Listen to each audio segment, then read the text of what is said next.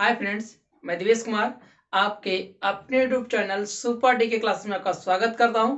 Friends, हम लोग math का एक नया टाइप स्टार्ट करेंगे। एक नया चैप्टर होगा जिसका नाम है कंपाउंड इंटरेस्ट, अर्थात हिंदी में बोलते हैं चक्रवृद्धि ब्याज।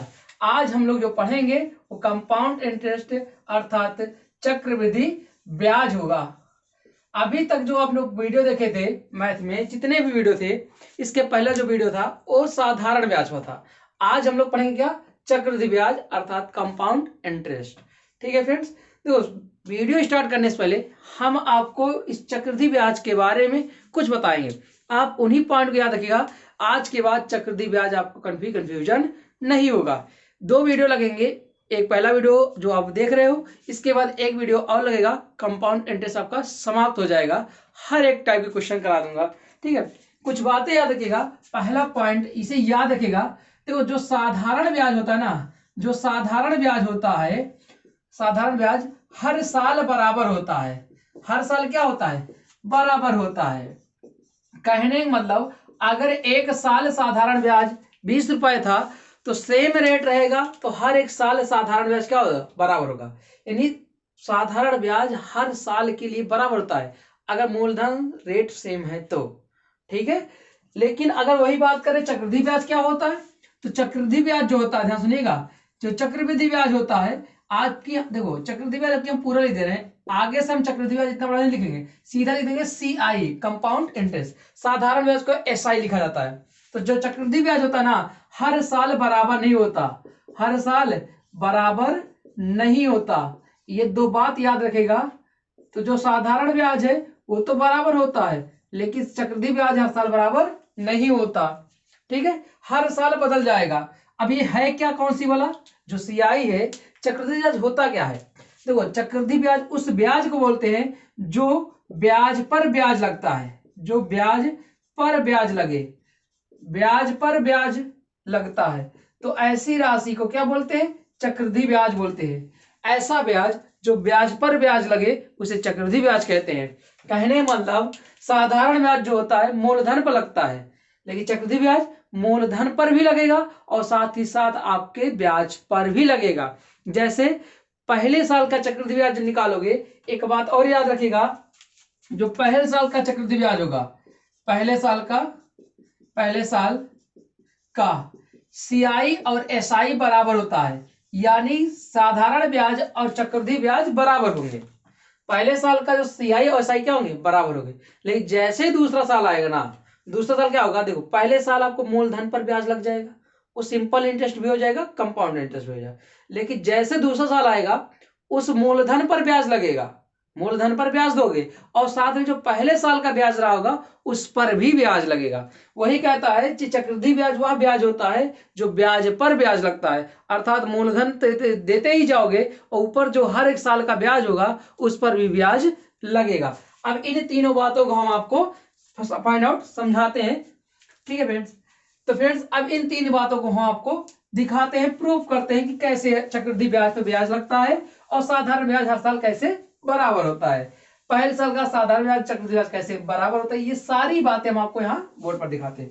जैसे हम क्वेश्चन कह दें कि भाई एक 100 रुपए की राशि है, ध्यान सुनिएगा, प्रिंसिपल हमारा 100 रुपए है, रेट हमारा 10% है, और 3 साल का, कितने साल का? 3 साल का हमें SI और CI चाहिए। 3 साल का SI और CI चाहिए। यानी मूलधन हमारा 100 रुपए, रेट हमारा 10%, समय कितना? 3 साल, और 3 सालों में हमें CI और SI चाहिए। देखो, हम जो चीज सिखाने जा रहे हैं चक्रवृद्धि ब्याज में, उतनी बात याद रखिएगा। अगर ज्यादा दिमाग लगाओगे तो हमेशा कंफ्यूजन होगे। बहुत सारे तरीके होते हैं चक्रवृद्धि ब्याज निकालने के, लेकिन हम आपको सिर्फ और सिर्फ 2 से 3 तरीके बताएंगे, वो सारे क्वेश्चन आपसे वही हो जाएंगे। आप रेशियो मेथड भी होता है, ठीक है, फ्रैक्शन मेथड भी होता है, बहुत सारी चीजें हो सकती हैं। ठीक, चलिए अब ध्यान सुनिएगा। पहले हम सुनो, पहले हम क्या करते हैं, पहले साल जैसे हम निकालते हैं निकाला हमेशा। ये 3 साल है ना, तो पहला साल हो गया, दूसरा साल हो गया, तीसरा साल हो गया। आपको जो निकालने का तरीका आ रहा है ऐसे ही निकालना है। 3 साल की बात किया तो 3 साल लिख लिए, पहला साल, दूसरा साल, तीसरा साल। हमने क्या कहा, हर साल आप क्या दोगे? मूलधन पर ब्याज दोगे। हर साल मूलधन पे ब्याज दोगे। अगर हर साल मूलधन पे ब्याज दे रहे हो तो साधारण ब्याज होता है, लेकिन ब्याज पर भी ब्याज देने लगे तो चक्रवृद्धि ब्याज होगा। तो देखो मूलधन हमारा कितना है, मूलधन हमारा कितना भाई 100 रुपए है कि नहीं है? मूलधन हमारा कितना है 100 रुपए है, और 100 रुपए पे क्या परसेंट ब्याज देना है 10%। तो बताओ 100 का 10% कितना होता है? 100 का 10%, परसेंटेज पढ़ा चुके ना, 100 का 10%। जब भी परसेंटेज निकालना हो 2 जीरो खत्म कर दो, परसेंटेज हटेगा तो 2 जीरो हट जाएगा अपने आप ही। तो यहाँ 100 में 1 बचेगा तो 10 एक कम 10, यानी 100 का 10%। पहले साल कितना ब्याज मिलेगा 10 रुपए। पहले साल कितना ब्याज मिलेगा 10 रुपए। यही 10 रुपए हमारा सीआई होगा, यही 10 रुपए हमारा एसआई होगा, यही 10 रुपए हमारा चक्रवृद्धि ब्याज होगा, यही 10 रुपए हमारा साधारण ब्याज होगा। तो देख रहे हो पहले साल का साधारण ब्याज और चक्रवृद्धि ब्याज बराबर है। पहला पॉइंट क्लियर हो गया। अब दूसरे साल क्या कहता है भाई, जैसे दूसरे साल में देंगे ना, इस मूलधन का 10% देंगे, साथ में जो पहला ब्याज है इस पर भी ब्याज लगेगा। ध्यान सुनिएगा, साधारण ब्याज कहता है कि अगर पहले साल 10 पाए हो ना, तो दूसरे साल भी मूलधन पर 10% दोगे, अर्थात 10 रुपए ही दोगे। दूसरे साल पर भी क्या 10% ही दोगे, दूसरे साल पर भी क्या होगा 100% 10% ही दोगे, कितना 10 ही रुपए। तो ये 10-10-20 2 साल का 20 रुपए हुआ साधारण ब्याज।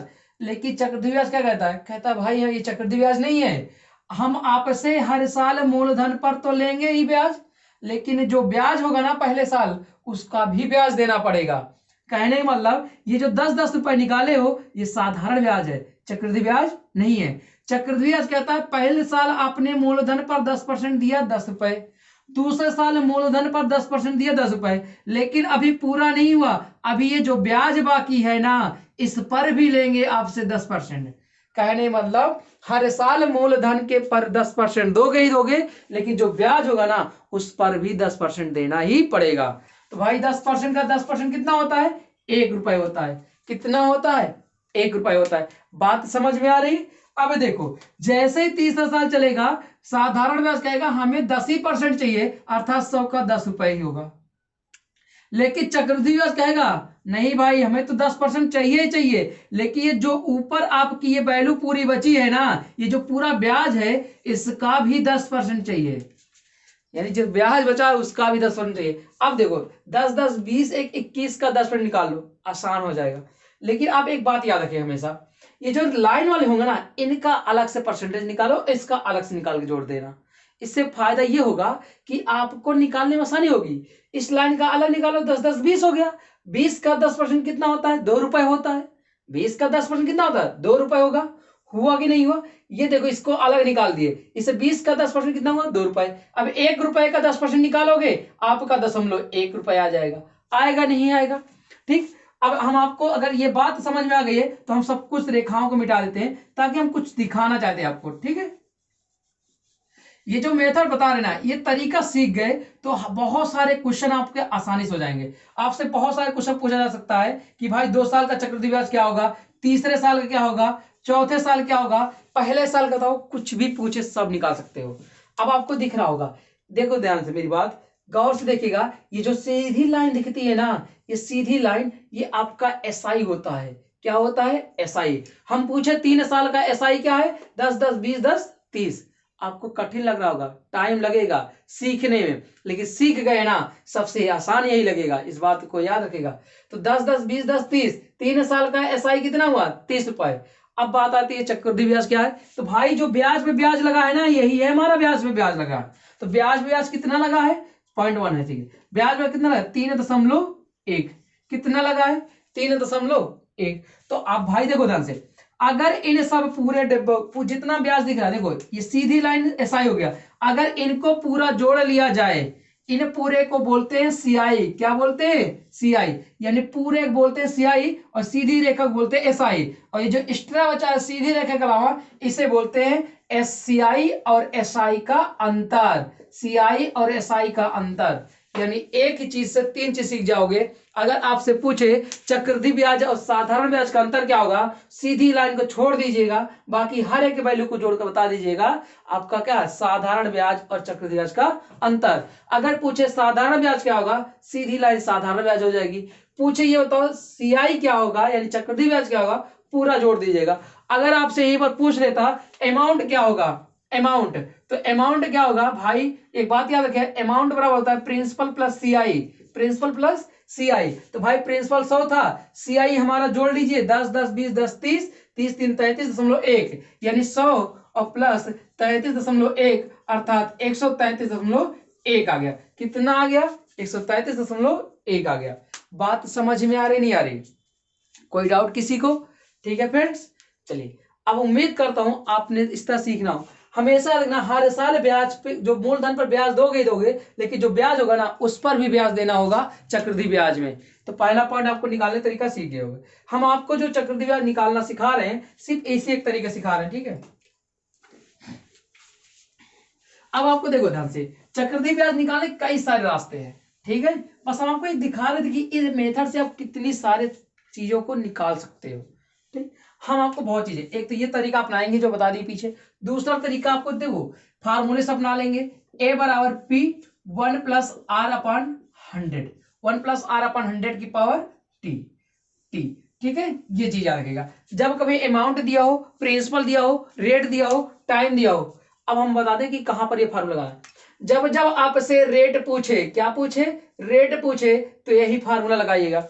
जब जब रेट पूछे तो यही फार्मूला लगाइएगा, ठीक है। क्या लगाना है? इसी फार्मूले को लगाना है आपको। रेट जब जब पूछे आपसे, जब जब आपसे रेट पूछे तो इसी फार्मूले को लगाओगे। कैसे लगाओगे भाई? ए अपॉन पी कर देना बराबर 1 प्लस आर अपॉन 100 कर दीजिएगा अपॉन टी। यहां से आपका रेट पूछे तो यही फार्मूला आपको लगाना है। टाइमिंग के लिए मत लगाइएगा, हम आपको दिखा देंगे टाइमिंग के लिए लगाना। टाइमिंग के लिए जो पहले था उसी से करना है। रेट के लिए फार्मूला लगाइएगा। दूसरा, अगर आपके पास डबल अमाउंट दिया हो क्वेश्चन में, जो बता रहे हो सुनते जाइए बस खाली। A1 A2 दो अमाउंट दिया हो तो सबसे पहले क्या करिएगा? अमाउंट का वर्गमूल, अमाउंट का वर्गमूल, और यहां समय होगा। अगर अंतर 2 आएगा वर्गमूल निकालना, अंतर 3 आएगा समय का तो घनमूल निकाल देना। बात समझ में आई? तो अमाउंट का अंतर लेके वर्गमूल निकालना, फिर अंतर लेना और अंतर लेकर पहला अमाउंट रख देना वर्गमूल सहित, ठीक है, और गुणे 100 करना, आपका रेट आ जाएगा। क्या आ जाएगा? रेट आ जाएगा। पहला अमाउंट अंतर, दोनों अमाउंट का अंतर बटे पहला अमाउंट गुणे 100 बराबर रेट होता है। ये आपको क्वेश्चन के माध्यम से सिखा देंगे, ठीक है। अब हम चलते हैं अपने क्वेश्चन के अनुसार। तो फ्रेंड्स अब चलते हैं क्वेश्चन की तरफ कि क्वेश्चन को कैसे करना है, ठीक है। अब क्वेश्चन के जरिए बहुत चीज सिखाने की कोशिश करेंगे, ठीक है।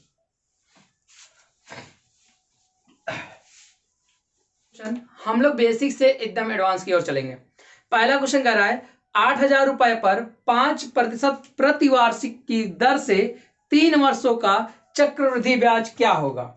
चक्रवृद्धि ब्याज क्या होगा? भाई आपका मूलधन कितना दिया है? 8,000 रुपए, ठीक है। रेट आपका कितना दिया है? 10% दिया। रेट सॉरी, रेट कितना है? 5% है। टाइमिंग कितनी है? 3 साल है।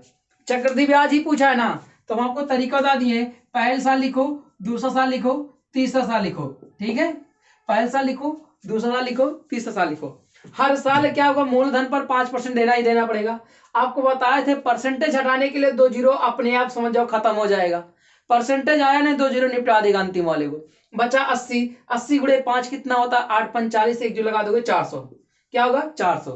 पहले साल 400 मिलेगा, दूसरे साल भी 80 का 5 कितना मिलेगा? 80 गुणे 5 कितना? 400 ही मिलेगा।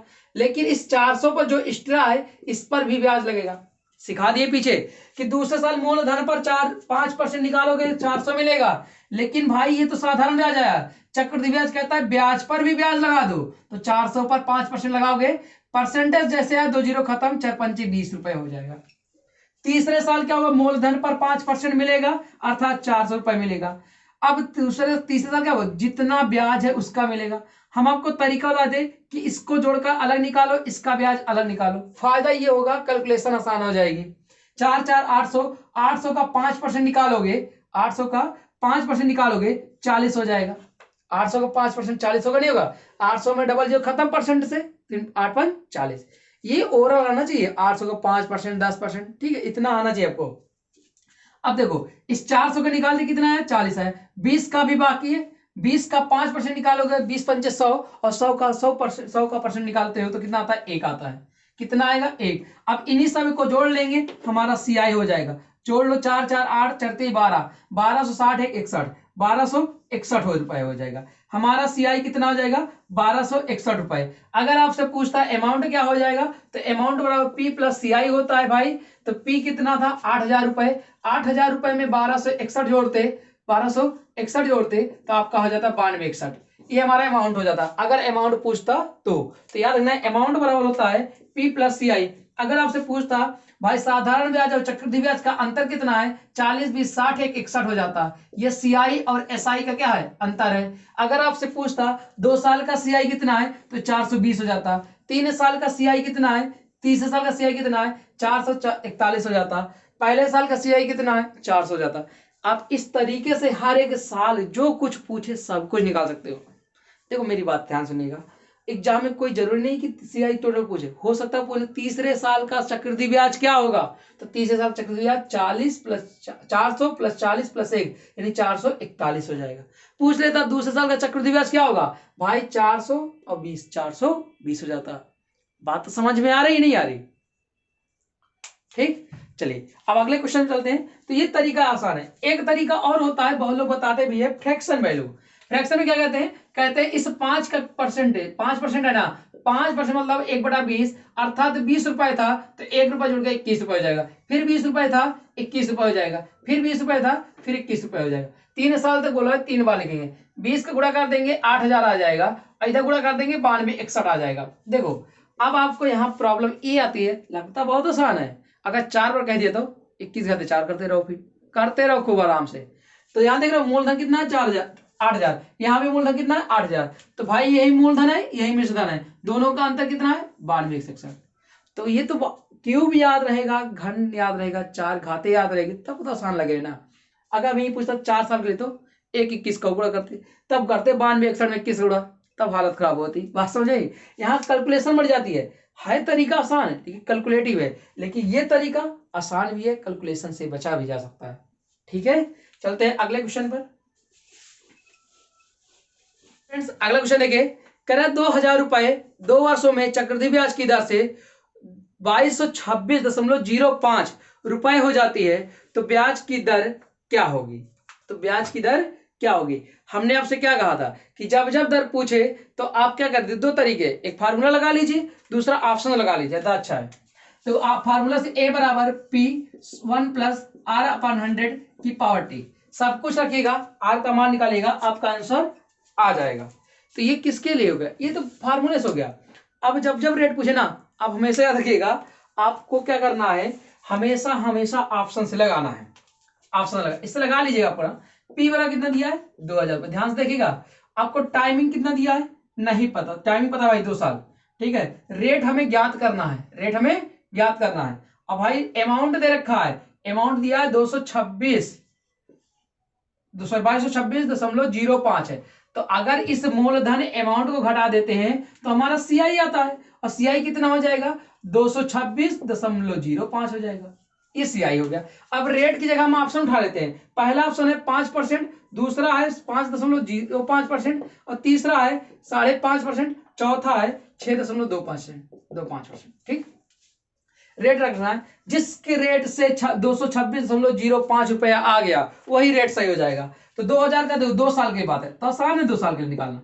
अगर 5% रखेंगे, इमेजिन करिएगा 2000 का 5%, पहला लेते हैं 2000 का 5%, डबल जीरो कैंसिल और 5 नहीं 10, 100 रुपए, ये 100 रुपए, ये 100 रुपए, 100 200 रुपए। अब 100 का भी 5% लेगा तो 100 का 5% 5 ही होता है भाई, 205 ही रुपए आया।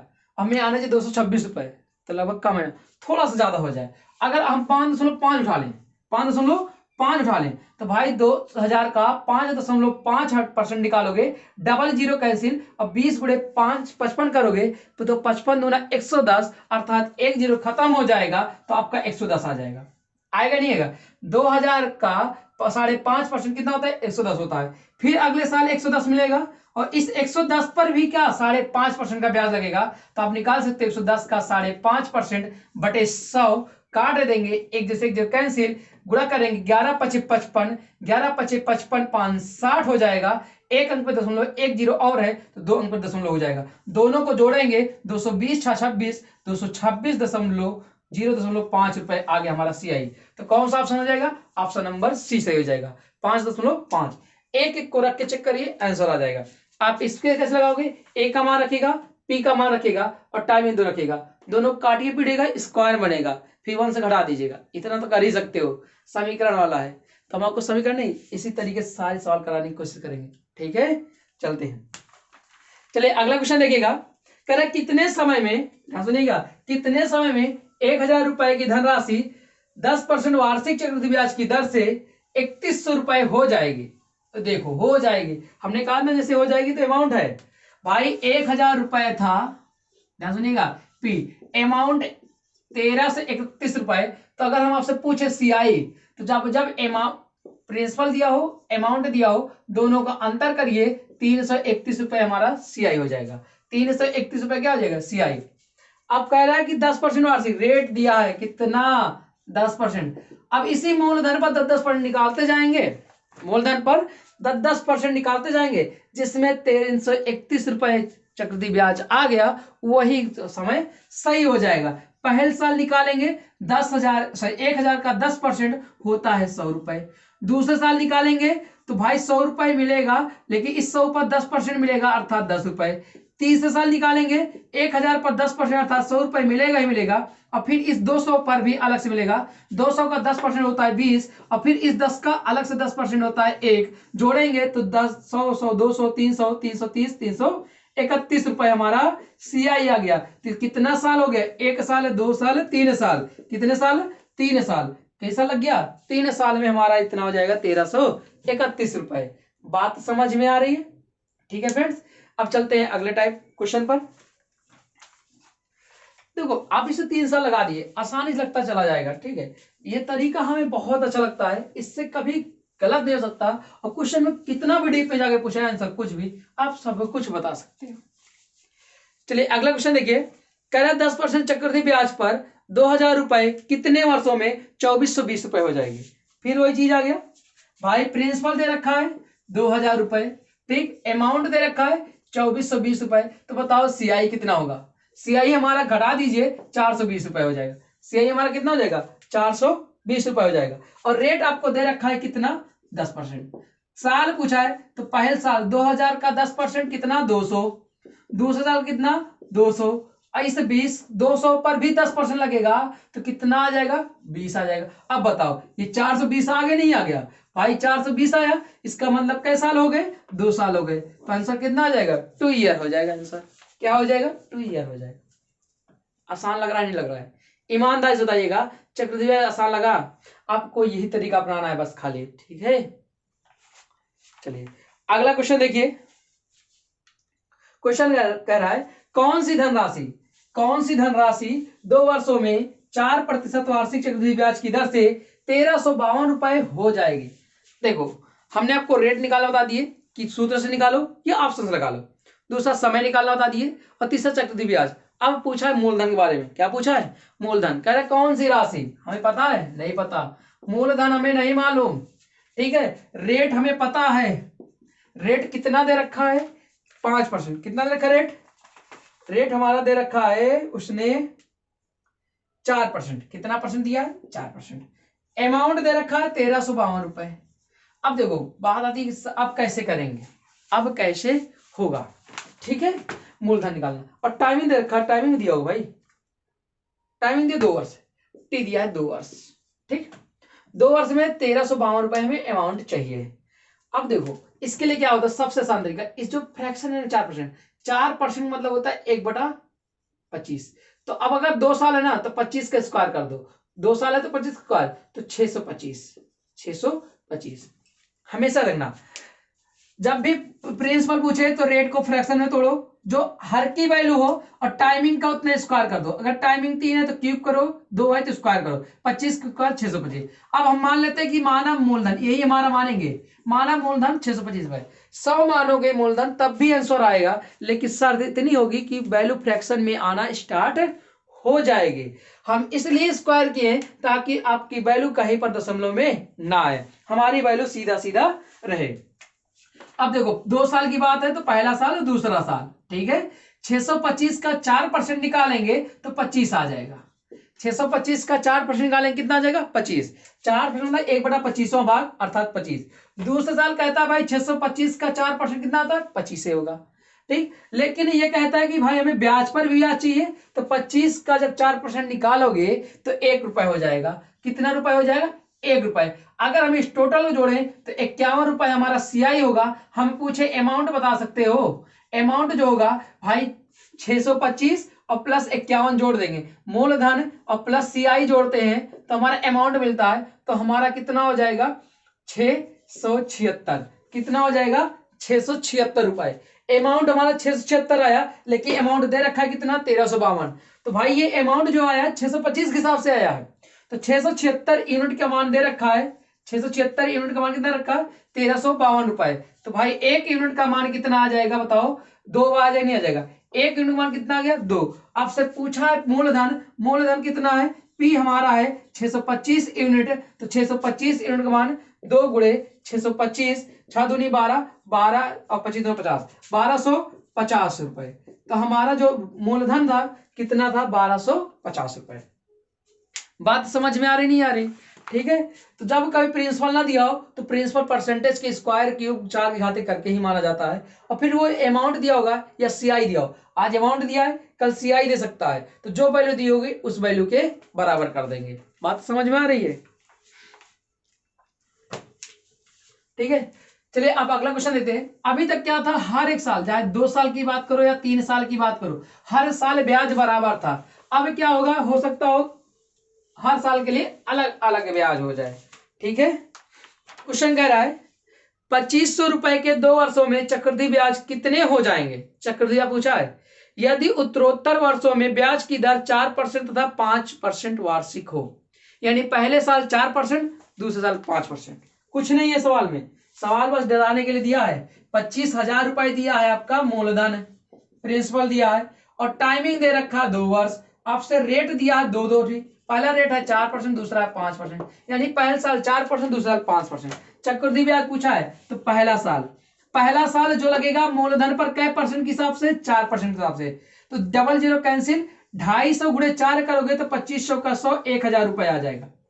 आएगा नहीं आएगा 1000 रुपए, यानी 25,000 का 4% निकालोगे पहले साल 1000 रुपए मिलेगा ब्याज। कोई डाउट? दूसरे साल क्या होगा, क्या मूलधन का 4% मिलेगा? आप सोच बताइए, क्या इस मूलधन का 4% मिलेगा? बिल्कुल नहीं मिलेगा, क्योंकि दूसरे साल का ब्याज कितना है प्रतिशत 5% है। तो भाई 25,000 का 5% मिलेगा अर्थात 1250 मिलेगा। कितना मिलेगा 1250 रुपए मिलेगा। अब क्या कहता है, ये तो हमारा है साधारण ब्याज, लेकिन कह रहा है कि भाई चक्रवृद्धि ब्याज भाव, चक्रवृद्धि ब्याज जो होता है ब्याज पर भी ब्याज लगता है। तो भाई इस 1000 पर आप बताओ 4% ब्याज लगाएं कि 5% ब्याज लगाएं? 1000 पर 4% ब्याज लगाएं कि 5%? किस साल का ब्याज निकाल रहे हैं? दूसरे साल का। किस साल का ब्याज निकाल रहे हैं? दूसरे साल का ना, तो दूसरे साल पर परसेंटेज लगाना पड़ेगा 5%, अर्थात 1000 पर 5% का ब्याज निकालेंगे तो आपका आंसर कितना आ जाएगा 50 रुपए आ जाएगा। अब इन पूरा ही 2 साल का क्या हो गया सीआई हो गया, जोड़ लेंगे तो सीआई हमारा कितना हो जाएगा 1000, 2000 और 2000, 2200, 2300 रुपए हो जाएगा। कितना हो जाएगा 2300 रुपए हो जाएगा। बात समझ में आ रही है? लेकिन पूछा क्या आपसे, पूछा है चक्रवृद्धि ब्याज से कितने हो जाएंगे। पूछा क्या है, कितने हो जाएंगे। हो जाएंगे मतलब अमाउंट पूछा है, तो आपको पहले बता दिए हैं अमाउंट जो होता है प्रिंसिपल प्लस सीआई होता है। प्रिंसिपल हमारा 25,000 है और 25,000 में 2,300 जोड़ेंगे तो हमारा आ जाएगा 27,300। 27,300 रुपए हो जाएगा। कितना हो जाएगा 27,300 रुपए हो जाएगा। बात समझ में आ गई? चलिए फ्रेंड्स अगला क्वेश्चन देखते हैं। क्वेश्चन कर रहा है किसी राशि का 5% ब्याज की दर से 2 वर्षों का चक्रवृद्धि ब्याज 164 रुपए हो जाता है, तो राशि क्या है? भाई राशि नहीं पता फिर, ठीक है, रेट दिया है 5% और चक्रवृद्धि ब्याज दिया है सीआई, कितना दे रखा है सीआई 164 रुपए। 164 रुपए दे रखा है, तो मूलधन मानेंगे 5% मतलब 1/20 और टाइमिंग आपको दिया होगा कितना, टाइमिंग 2 वर्ष है, टी दिया है हमारा 2। तो बताओ मूलधन क्या मान लें भाई 20 का स्क्वायर, टी को देखते हुए करेंगे, टी को देखते हुए तो 20 का स्क्वायर 400, हमारा मूलधन मान लिया क्या 400। अब first year second year, first year में देखो 400 का 5% निकालेंगे, 400 का 5% 20 आ जाएगा। दूसरे साल भी 400 का 5% 20 होगा, लेकिन इस 20 का भी 5% निकालेंगे तो 1 हो जाएगा। अब ये टोटल कितना हो गया, 41 हो गया। यही हमारा 41 क्या है, CI है, लेकिन क्वेश्चन में क्या चिल्लाया है, 164। तो भाई 41 यूनिट का मान कितना दे रखा है, 164। 1 यूनिट का मान कितना आ जाएगा, 4 रुपए। आपसे मूलधन पूछा है, पी हमारा कितना है, 400 यूनिट। तो 400 यूनिट का मान कितना आ जाएगा, 4 गुणे 400 अर्थात 1600। कितना रुपए आ जाएगा, 1600 रुपए आ जाएगा। बात समझ में आ गई फ्रेंड्स। तो फ्रेंड्स अब चाहे मूलधन आपसे पूछे, रेट पूछे, टाइमिंग पूछे, सब कुछ निकाल सकते हैं बेसिक से क्वेश्चन। अब अगले टाइप पर बढ़ जाएं, ठीक है। इससे ज्यादा टफ आपके जीडी एग्जाम में नहीं आ सकता है, इस बात को याद रखिएगा। अब जो क्वेश्चन कराया जाए जिस टाइप का क्वेश्चन, वो जीडी एग्जाम के लिए बहुत फेवरेट क्वेश्चन होते हैं, एग्जाम में क्वेश्चन बहुत बनते भी हैं। ध्यान सुनिएगा, क्वेश्चन कह रहा है एक धनराशि चक्रवृद्धि ब्याज की दर से 15 वर्षों में 2 गुनी हो जाती है, यानी 2 गुनी हो जाती है, तो कितने वर्षों में 8 गुनी हो जाएगी। अब हम आपको एक ट्रिक बताने वाले हैं, ध्यान सुनिएगा। इधर लिखेगा टाइमिंग, इधर लिखेगा गुना, गुना इधर लिखेगा समय, ठीक। पहला समय क्या कह रहा है, 15 वर्षों में, यहां लिखो 15 वर्षों में कै गुना, 2 गुना। फिर कहता है कितने वर्षों में, ना क्वेश्चन मार्क लगाओ, कितने वर्षों, कितने वर्षों में कै गुना हो जाएगी, 8 गुना। अब बताओ, ये तो दे रखा है 15 वर्षों में 2 गुना और कितने वर्षों में 8 गुना हो जाएगी। अब आपको ठीक बताते हैं, इस 8 को ना इस 2 की घात में लिख दो, ऊपर वाले की तरह शकल बनाओ। जैसे ऊपर गुना है वैसे नीचे गुना होना चाहिए, घात में आ जाए कोई दिक्कत नहीं, लेकिन शकल सेम होनी चाहिए। यहाँ घात 1 है ना, तो यहाँ घात कितनी है, 3 है। यहाँ घात 2 की घात कितनी है, 1 है, तो यहाँ 2 की घात 3 है। शकल सेम हो, घात अलग हो, चलेगा मान, ठीक है। तो 2 की घात 3 है, यहाँ 2 की घात 1 है, तो इस 1 की वैल्यू कितनी दे रखा है, 15 है। इस 1 की वैल्यू कितनी है, 15 है। तो हम पूछे 3 की वैल्यू कितनी होगी, 45 होगी। कितनी होगी, 45, आंसर। तो समझ में आया, वर्ष लिखो, गुना लिखो। इस गुने को जैसा है वैसे नीचे वाला गुना भी होना चाहिए। यहाँ 2 की घात 1 है, यहाँ 2 की घात 3 है। इस 1 का मान 15 है, 3 का मान 45 होगा, आंसर हो गया, बस और कुछ नहीं करना। बात समझ में आ गई। अब अगला क्वेश्चन देख लीजिए, कर पाओगे। देखो, कोई धनराशि चक्रवृद्धि ब्याज की दर से 4 वर्षों में 2 गुनी, वह अपने राशि से 8 गुनी कितने समय में हो जाएगी। आसान सा है ना, 4 वर्षों में टाइमिंग दे रखा है, 4 वर्षों में कितनी, 2 गुनी, तो कितने वर्षों में, क्वेश्चन मार्क, कितने वर्षों में 8 गुनी हो जाएगी। तो 2 घात 1 है, ये 2 घात 3 है, 1 का मान कितना रखा है, 4, तो 3 का मान कितना हो जाएगा, 12। कितना हो जाएगा, 12। समझ में बात आ गई, कितना हो जाएगा, 12 हो जाएगा। भाई इस 8 को ना दे, 1 का मान 4 तो 3 का मान 12, आंसर हो गया। कुछ करना नहीं है, एकदम आसान सा है। अगला क्वेश्चन समझो, कोई धनराशि चक्रवृद्धि ब्याज की दर से 4 वर्षों में 3 गुना, उसी दर से 27 गुना कब हो जाएगी। 4 वर्षों में, कितने वर्षों में, 4 वर्षों में 3 गुना, गुना वाला इधर, 4 वर्षों में 3 गुना, कितने वर्षों में 27 गुना हो जाएगी। 3 की पावर 1 है, ये 27 का मतलब 3 की पावर 3 है। 1 का मान 3, तो 3 का मान, सॉरी 1 का मान 4, तो 3 का मान 12, 3 का मान 12, 1 का मान 4, तो 3 का मान 12, आंसर हो जाएगा। बात समझ में आ रही नहीं आ रही, आसान लग रहा है। ये बहुत फेवरेट क्वेश्चन है जीडी के लिए, क्वेश्चन हमेशा हर एक एग्जाम में से बनते हैं। एक क्वेश्चन देखिएगा, कह कोई धनराशि चक्रवृद्धि ब्याज की दर से चक्रवृद्धि ब्याज की दर से 10 वर्षों में 2 गुना, उसी राशि पर उसी ब्याज की दर से कितने समय में 4 गुना। 10 वर्षों में 2 गुना, 10 वर्षों में 2 गुना, कितने वर्षों में 4 गुना। 4 का मतलब 2 की पावर 2, 1 है, 1 का मान 10, 2 का मान 20, 1 का मान 10, 2 की मान 20। बात समझ में आ रही, एकदम आसान से कुछ लग रहा है। अगला देखो, कोई धनराशि चक्रवृद्धि ब्याज की दर से 15 वर्षों में 2 गुना हो जाती है, यह राशि कितने वर्षों में 8 गुना हो जाएगी। 15 वर्षों में 2 गुना, कितने वर्षों में 8 गुना। 8 का मतलब होता है 2 की पावर 3, यहाँ 1 है, 2 की पावर 1 है ना, तो 1 का मतलब 15 और 3 का मतलब 45, 1 का मतलब 15, 3 का मतलब 45। बात समझ में आ रही फ्रेंड्स। तो फ्रेंड्स आपके नीचे ध्यान सुनिएगा, आपके स्क्रीन पर, तो फ्रेंड्स आपके स्क्रीन पर 2 क्वेश्चन सेम इसी टाइप के दिख रहे हैं, आप उसका आंसर कमेंट में करके जरूर बताइएगा, ठीक। चलिए फ्रेंड्स एक टाइप का क्वेश्चन देखते हैं।